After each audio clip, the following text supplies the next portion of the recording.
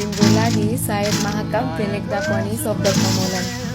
त्यही पनि बुढी औँला र चोरी औँला मजाले कसेर म लेख्छु तिम्रो बारेमा। म लेख्छु तिमी कति मायालु, मेरा कमजोरीहरूलाई अपनाउने कति दयालु। तिमीलाई थाहा पनि छैन तिम्रो गुड मर्निङको म्यासेजले मेरो पुरै दिन राम्रो बित्छ। घन्टौँ काम गरेर थाक्दा तिम्रो आई मिस यु वाला टेक्स्टले मलाई मुस्कुराएर तिम्रै बारेमा सोच्न बाध्य बनाउँछ। साँच्चै कति खुसी छु म तिमीसँग।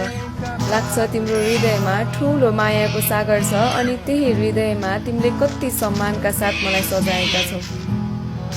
आजकल प्रेममा शारीरिक आकर्षण जरुरी बनेको छ। हाम्रो प्रेम बेग्लै छ, हामी बीच समझदारीता छ।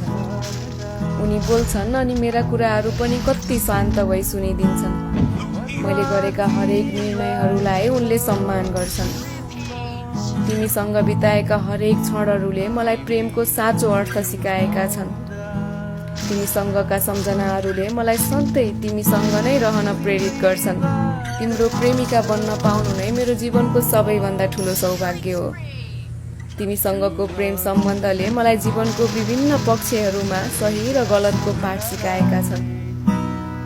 मेरा लागि प्रेम एउटा सुन्दर यात्रा हो।